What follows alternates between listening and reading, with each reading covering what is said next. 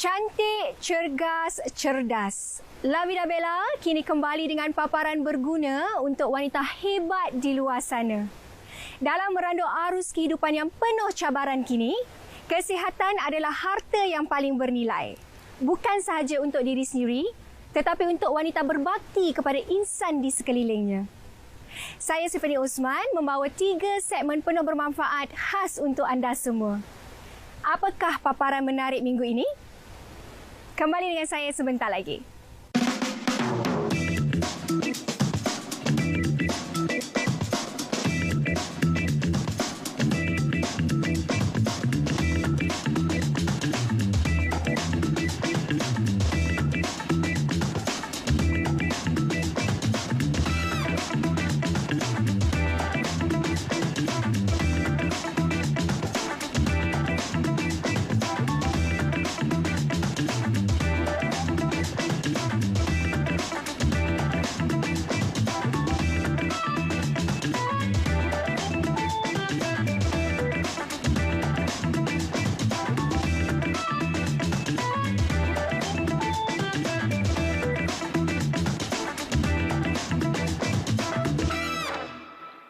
Hola.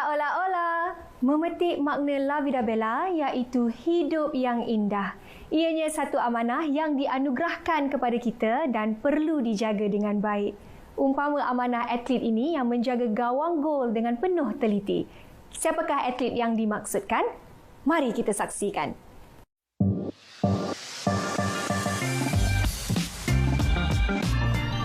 Nur Izwani Azman atau lebih dikenali sebagai Nina Azman merupakan penjaga gol skuad futsal wanita kebangsaan yang juga pernah bermain untuk pasukan Johor, PDRM, Kelab Putrajaya, Pahang dan Felda United.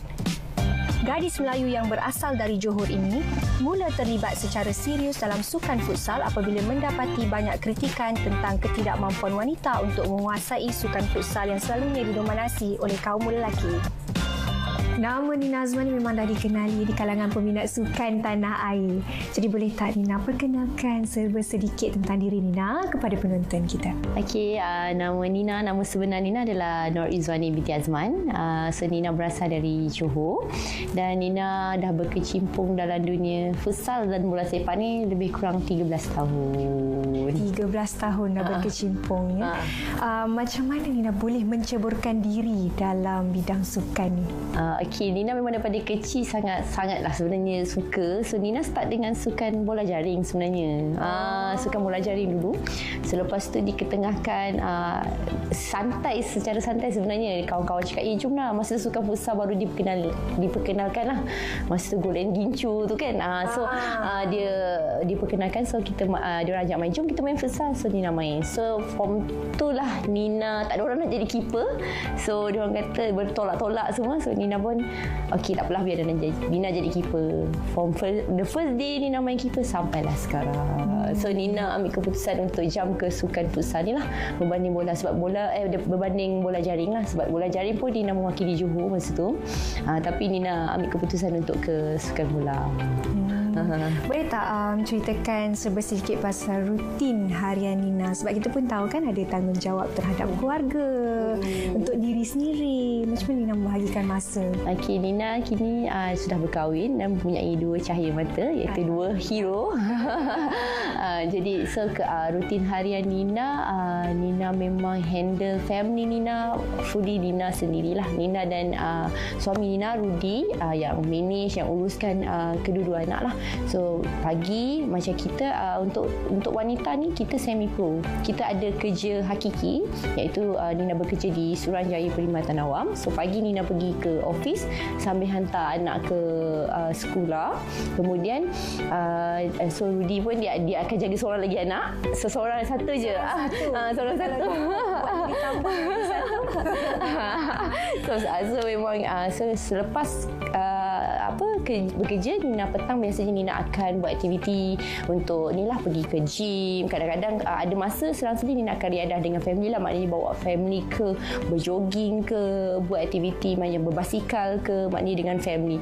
Kalau ada hari tu Nina akan sendirilah, maknanya persendirian punya training lah. Kemudian malam Nina akan ada hari-hari yang Nina akan main futsal dan ada hari-hari yang Nina akan buat coaching. Jadi dalam seminggu tu mungkin hari-hari jugalah Nina akan bersenam untuk mengekalkan stamina. Ya, saya. So Nina tak boleh duduk diam. Memang tak boleh duduk diam. Walaupun pagi sampai ke petang dah penat dengan kerja di pejabat, tapi tetap juga bersenam. Kalau macam Nina ada kira macam ada liga kebangsaan, so tiap-tiap malam memang kita akan training. Tiap-tiap malam? Ya, tiap-tiap malam kita akan training lah. So memang untuk keep fit. Lagi sekarang kan Nina dah berumur. Tak adalah berumur sangat cik. Maknanya nak bersaing dengan yang lebih muda tu, kita kena sendiri effort lah.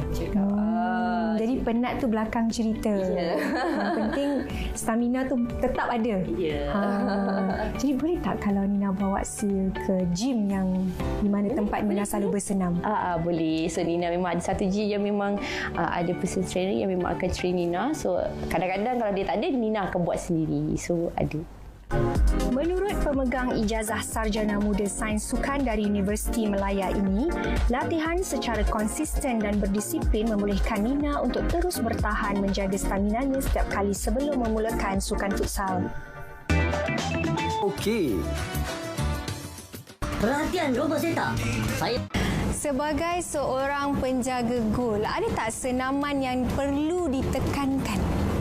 Biasanya seorang penjaga gol, kita punya part stomach kita kena strong. So memang itu adalah salah satu challenge untuk goalkeeper. Dan selainnya adalah tangan lah, exercise pada bahagian upper body lah. So kebanyakan goalkeeper perlukan exercise yang itu. Pernah tak Nina rasa tertekan diberi tempat menjaga gawang gol sebab bukannya bermain di pasukan tengah ataupun menjadi seorang penyerang? So, sebenarnya menjadi seorang penjaga gol ni adalah pertahanan terakhir. Kita adalah orang yang terakhir mempertahankan gol tu, bola tu. Jadi kalau 10 kali kita selamatkan bola, tapi kalau kerana satu bola yang terlepas kita akan rasa dipersalahkan. Kita rasa macam kadang-kadang kita dah 10 kali tapi kalah 1-0.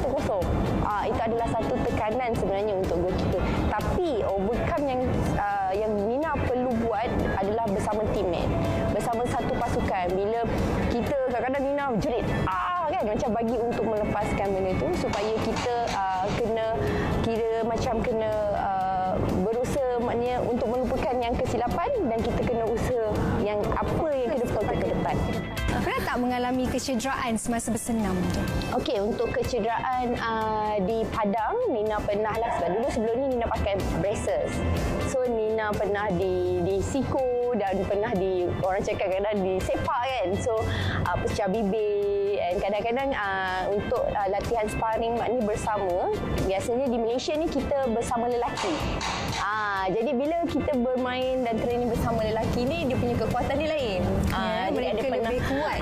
Dia pernah satu ketika tu biasalah goalkeeper. Jadi apa yang ada kita tadah je, muka ke badan ke. So Nina pernah lah shoot, tak sempat untuk menepis, so dia direct kena muka Nina. So dia bengkak lah macam pakai blusher macam eyeshadow kan.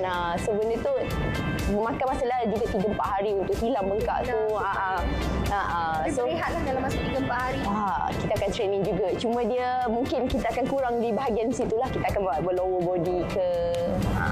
Selain berlatih di padang, di gym, ada tak senaman-senaman lain? Biasanya Nina kalau kat rumah, Nina ada cycling. So sekarang ni Nina selalu buat indoor cycling yang dengan muzik tu kan. Sekarang agak famous juga dengan benda dengan aktiviti tu. Jadi kadang-kadang Nina akan buat aktiviti berpeluh. Itu banyaklah juga buang kalori yang ada dalam badan. Walaupun kita nampak dia static cycling, berbasikal secara statik, tapi dia memang laju mengikut muzik. Berbasikal mengikut muzik. Jadi apa kata kalau sekarang ni Nina tunjukkan senaman-senaman yang Nina lakukan di gym ni untuk meningkatkan stamina Nina untuk menjaga gol? Boleh, jom.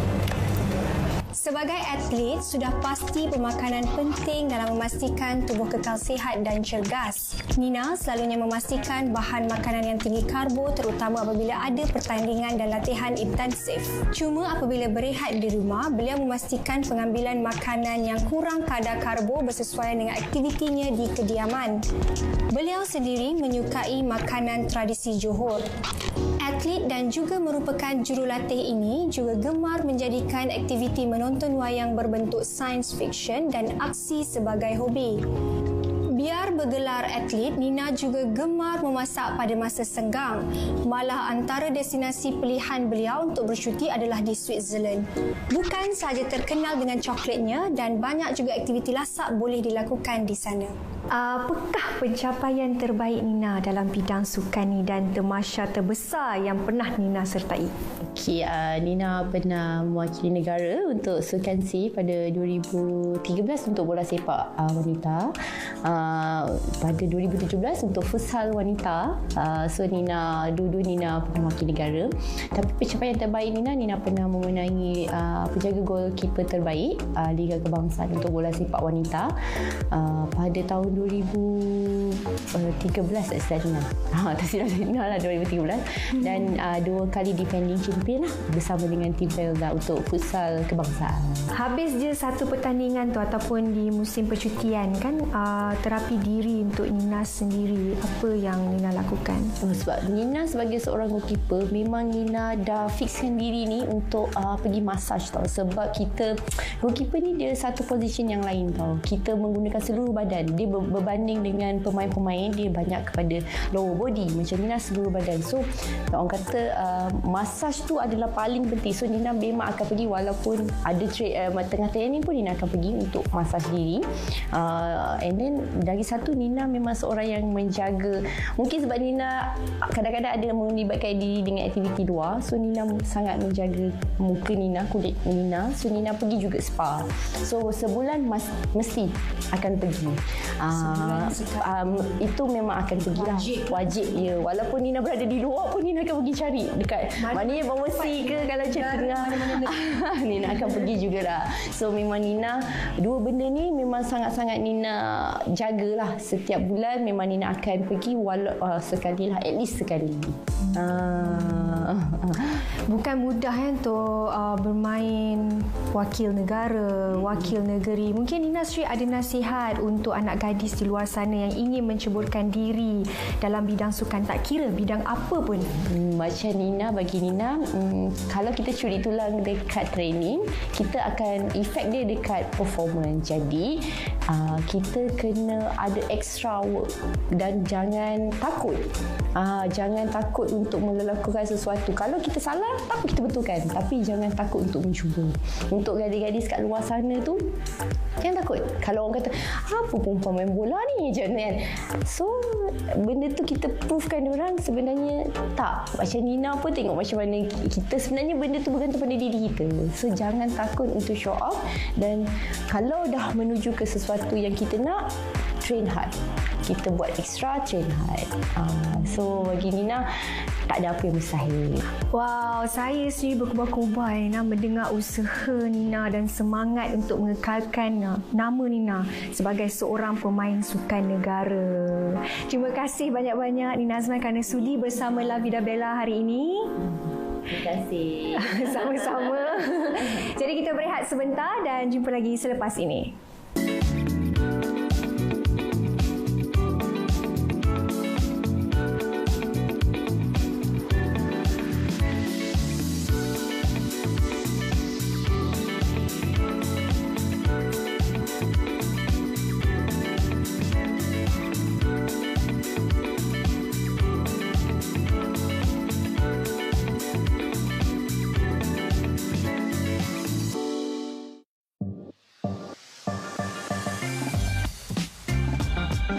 Jarang-jarang sekali kita mendapat resepi berbentuk minuman. Jadi, apa nama resepi kita kali ini, Chef? Dan apa juga kebaikan minuman ini? Baik, minuman kita pada hari ini ialah air detox. Air detox ni kebaikan dia ialah akan memastikan kita punya tenaga lebih aktif untuk memulakan hari-harian kita. Dan juga ia boleh mengurangkan berat badan kita. Baik, saya teruskan dengan bahan-bahan buah lemon, buah apel hijau, timun jepun, buah anggur, buah stroberi, daun pudina, air batu, 2 gelas air masak dan juga tempat untuk letak air detox kita. Baik, mari saya tunjukkan cara membuat air kita.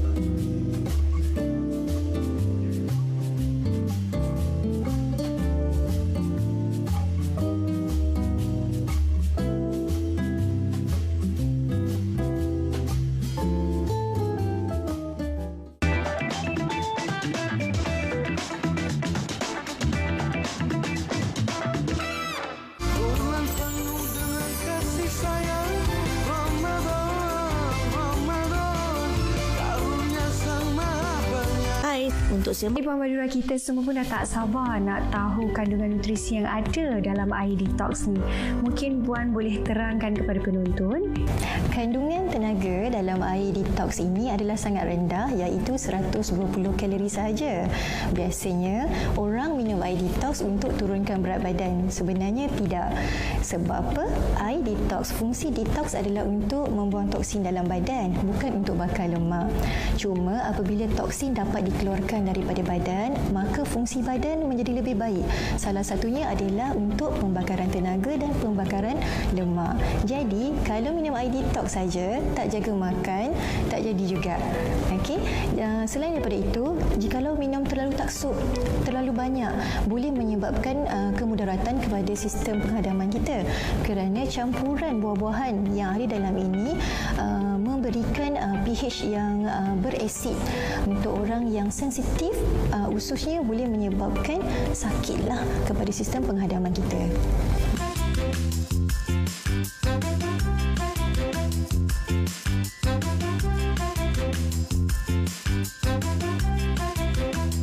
Jadi intinya Puan Madura, penjagaan makanan itu sendiri adalah sangat penting selain dari minum minuman detox ini. Terima kasih banyak Puan Madura kerana kongsi ilmu yang sangat-sangat hebat untuk hari ini. Jadi jangan lupa untuk penonton di rumah untuk cuba buat air detox ni ya. Hai, saya Dr. Bunga. Adakah ini fakta atau mitos?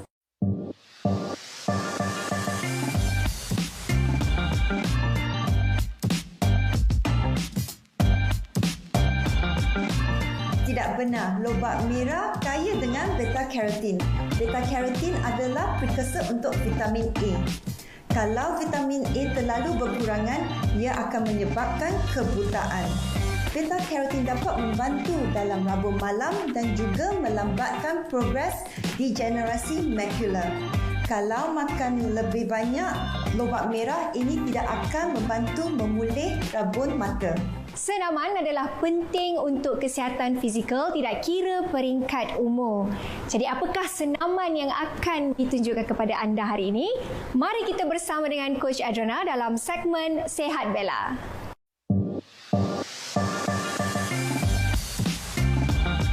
Hai Coach Adrana. Hai Sil. Jadi sudah semestinya penonton La Vida Bella hari ini berkobar-kobar nak tahu senaman apa yang kita akan lakukan, Coach. Okey, so hari ini dalam episod ini saya akan ajar anda semua bagaimana nak lakukan senaman tekan tubi atau lebih dikenali sebagai push up dan juga shoulder press menggunakan dumbbell. Okey, sebelum itu saya nak kongsikan kebaikan kita melakukan senaman push-up dan shoulder press ini. Antaranya ialah ia boleh menguatkan upper body kita ataupun tubuh atas kita, dan yang paling penting untuk mengimbangkan postur badan kita. Okey, saya akan tunjukkan cara-cara untuk buat senaman push-up dahulu. Kita akan meniarap secara keseluruhan di lantai. Pastikan anda posisikan tapak tangan anda di tepi dada, dan yang paling penting bahagian siku ni anda kena jarakkan daripada badan kita sejauh 45 darjah. Tolak bahu ke belakang, teraskan otot abdomen anda dan luruskan lutut. Okey, pastikan anda kekalkan jarak siku anda sejauh 45 darjah sepanjang pergerakan push-up ini. Anda juga boleh turunkan lutut anda jika anda rasa susah. Perlahan-lahan turun, dada hampir mencecah lantai dan kemudian tolak ke atas. Begitu sahaja kita cara-cara untuk buat senaman tekan tubi. Dan yang seterusnya saya akan tunjukkan cara buat shoulder press. Untuk kita latih otot bahu kita, kita akan perlukan dumbbell. Boleh guna 2. Posisikan siku kita ke arah 30 darjah. Kalau pergi tepi macam ni, ialah 0 darjah. Kita tidak mahu 0 darjah. Yang paling ideal 30 darjah. Dumbbell ni dekat dengan bahu, dan pastikan kita punya pergelangan tangan ni neutral. Pusingkan tangan ke arah atas macam kita nak tumbuk ke arah ceiling. Okey? Dan lepas tu dah sedia, ambil nafas and tolak ke atas. Perlahan-lahan turunkan dumbbell kembali ke posisi atas. Sekali lagi, ambil nafas. Dan bila kita tolak ke atas, mata tengok dekat depan dan turun ke bawah. Itu sahaja cara-cara untuk kita buat shoulder press. Okey? Wah. Diharap apa yang dikongsikan oleh Coach Adriana ini dapat diamalkan oleh penonton semua. Jadi saya Sivenia Osman, kita berjumpa lagi di episod yang akan datang dalam rancangan La Vida Bella. Mari kita mulakan, jom Coach. kita mulakan dengan tekan tubi dahulu. So Sil akan mula di lantai dengan meniarap. Okey. Tiarap secara penuh, tapak tangan tepi dada, buka siku dalam 45 darjah, teraskan otot abdomen, luruskan lutut dan tolak diri anda ke atas. Kalau rasa susah, Sil boleh cuba lutut ke bawah. Yang penting teknik betul. Itu yang penting bila kita buat push up. Dan turun perlahan-lahan, mata tengok bawah, dagu simpan, dan yang terakhir sekali, perlahan-lahan turun ke bawah.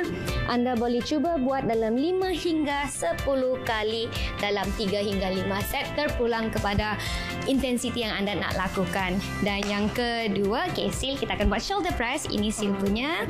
Yes. Okey. Kita akan buat berdiri. Okey, langkah pertama, anda berdiri menegak, pegang dumbbell, bawa dumbbell dekat dengan bahu. Pastikan siku di hadapan dalam 30 darjah. Ya, betul. Okey, pergelangan tangan neutral. Good. Dan bila dah ready, ambil nafas, mata tengok depan dan hembus. Good. Slowly, pelan-pelan turun bawah. Kekalkan siku dalam 30 darjah, arah 30 darjah ke atas. Good. Kita buat 2 kali lagi, turun bawah dan ke atas. Dan yang terakhir sekali, perlahan-lahan balik ke posisi asal dan tolak ke atas. Dah, itu saja. Ada rasa dekat bahu? Ada. Bukan saja di bahu, di pergelangan tangan juga. Semua. Okey, bagus.